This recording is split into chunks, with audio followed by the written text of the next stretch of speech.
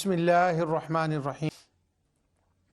اس کے بعد اس جہان کے بعد نیکسٹ لیول ایک آتا ہے کہ آقا دو جہاں صلی اللہ علیہ وسلم نے آواز دی مالک یوم الدین.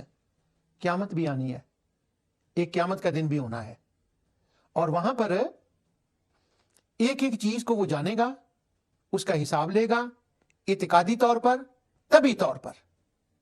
یہ دونوں الگ الگ حساب ہوں گے. ہمارا اکثر و بیشتر دھیان طبی کے اوپر زیادہ جاتا ہے کہ اللہ نے پوچھنا ہے کہ یہ جو مٹھائی کھائی تھی نا, جلیبیاں, ان کا ذرا حساب دے گا.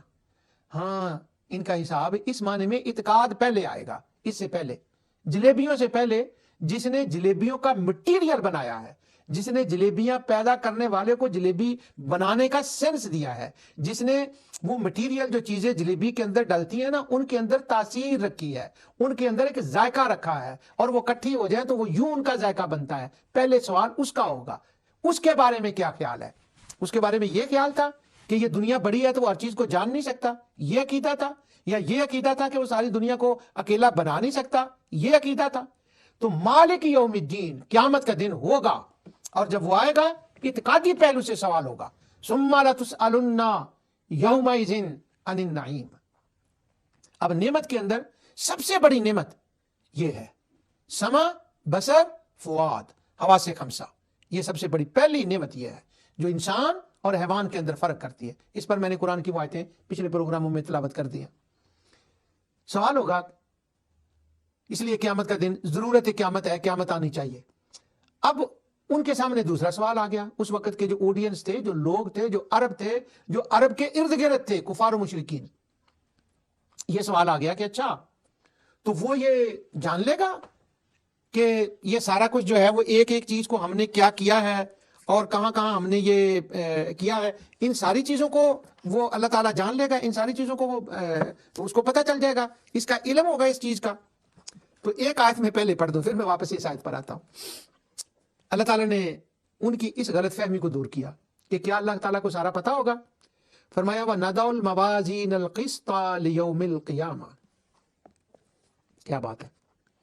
پہلی بات یہ فرمائی کہ وہاں پر ایک میزان رکھ دی جائے گی, اور میزان کی ایک خاص صفت بیان کر دی, اور وہ صفت کیا ہے؟ قسط. ہم جانتے ہیں کہ جو ترکڑی ہوتی ہے, وہ جو تکڑی ہوتی ہے اس کا کچھ ایسی چیزیں ہوتی ہیں اس کی کہ اس میں وزن کم زیادہ ہو سکتا ہے. یعنی وہ 3 پاؤ ہے اور وہ کسی وجہ سے ٹیکنیکل پرابلم اس کے اندر ہو تو وہ 3 کی بجائے یا 2.5 بتا دے یا 3.5 بتا دے, اپ ڈاؤن ہو جائے. تو یہ ہوتا ہے.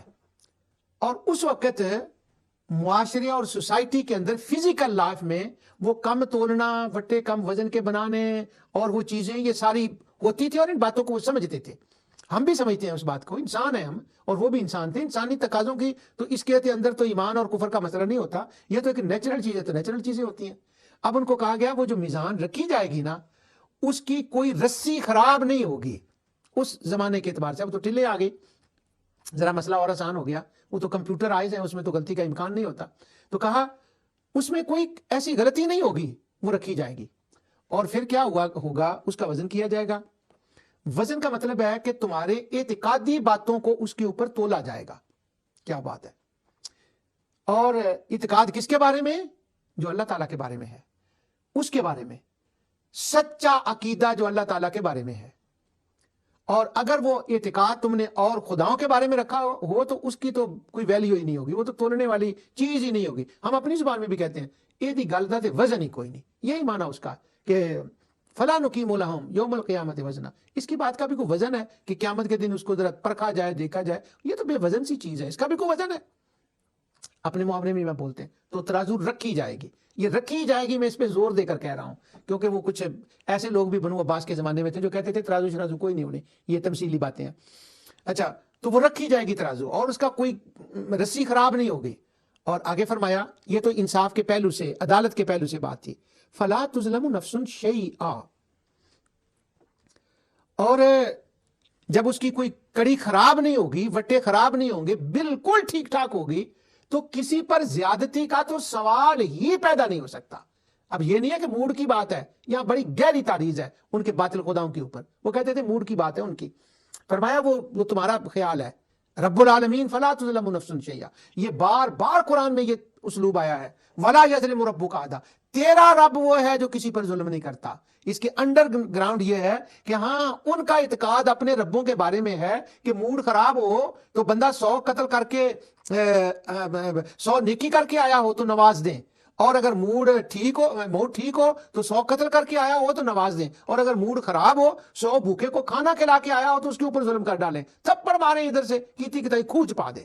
فرمایا ولا یظلم ربک احدا, تیرا رب وہ نہیں ہے اے میرے حبیب جو رب العالمین کی جس طرف تو ان کو دعوت دے رہا ہے, وہ رب وہ نہیں ہے جو ان کے ہے. فلا تظلم نفس شیئا, کوئی چیز جو ہے وہ کسی کے اوپر ظلم نہیں. On the merit, everything will be on the merit.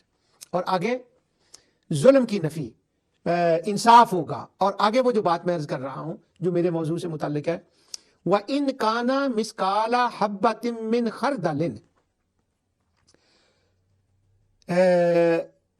اگر ایک رائی کے دانے کے برابر بھی وہ جو چیز ہوگی, کوئی کام ہوگا, تو ہم اسے سامنے لے آئیں گے, ترازو پر تولا جائے گا اسے. اب یہ کہنے کی کیا ضرورت ہے کہ رائی کے دانے کے برابر کوئی چیز, وہ پچھلے پروگرام میں میں نے کہا تھا کہ آڈینس کا ذرا لحاظ دیکھیں, وہاں وہ ہے کہ چھوٹی چھوٹی باتوں کا بھی اس کا بھی ریکارڈ ہوگا, کوئی وہ بھی اللہ کو پتا ہوگا. اب اس کے لیے اسلیب آتے ہیں, وَمَن يَعْمَلْ مِثْقَالَ ذَرَّةٍ شَرًّا يَرَهُ, دکھایا جائے گا, سامنے لایا جائے گا, ترازو پہ رکھا جائے گا اور پروف کیا جائے گا اور بتایا جائے گا کہ دیکھو تم کہا کرتے تھے کہ اس رب کو پتہ نہیں ہے, اب بتاؤ کہ رائی کا دانے کے برابر, یہ رائی کا دانہ بھی اس زمانے کے اعتبار سے مثال دی گئی, اگر آج کا زمانہ ہوتا تو شاید آٹومیٹ سے بھی کوئی باریک مثال دی جاتی. یہی کامن ہے آج بھی ہماری زبان میں, رائی کے دانے کے برابر, یہ کامن ہے. چھوٹی چیز کی مثال دینے کے لیے یہ فرمایا جاتا ہے, اس کے برابر وہ بھی لایا جائے گا. سبحان اللہ. اب تم کہہ رہے ہو کہ وہ کیسے جانے گا, اس کو کیسے پتا چلے گا, وہ ایک ایک چیز کو جانتا ہے.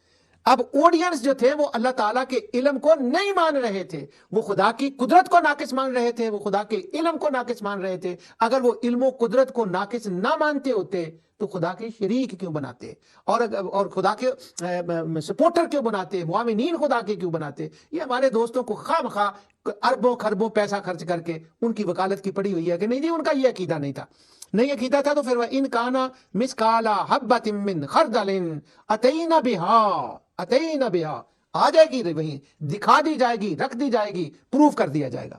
اور آگے دیکھیں, وَكَفَى بِنَا حَسِيبٌ, وَكَفَى بِنَا حَسِيبٌ, بہت گہری بات یہاں اگین. جی ان کی شبہات کی میں بات کر رہا ہوں. نہیں قیامت تو نہیں ہوگی, کیسے یہ ٹوٹ پھوٹ کرے گا وہ, اور اگر کر بھی دی پھر کیسے بنائے گا, اگر بنا بھی دی تو وہ اکیلا کیسے حساب کر لے گا اتنی دنیا کا. یہ جن کو ہم نے کھلایا پلایا ہے آج تک, یہ ہمارے جن کو ہم نے خدا بنایا ہوا ہے, یہ جو اس کے سپورٹر ہیں نعوذ باللہ, یہ اکٹھے بیٹھ کے کریں گے, یہ ایک ٹیم ورک ہوگا وہاں پر. اور جب وہ ٹیم ورک ہوگا تو جب ہمارا ٹرن آئے گا نا, اگر قیامت ہوئی تو, اگر قیامت ہوئی, وہ یہ اگر والی میں بھی آیت پڑھتا ہوں آپ کے سامنے, ولا رجی تو, اگر ہوئی تو جو ٹرن ہوگا ٹیم ورک ہوگا تو ہم چلے جائیں گے اپنوں کے پاس, ذرا خیال رکھیں اپنا بندہ ہے جی, اپنا بندہ نہ جان دو. اب یہ مینٹالٹی ہے, یہ ورڈ آف دا اسٹریٹ ہے, یہ سوسائٹی ہے اس وقت کی.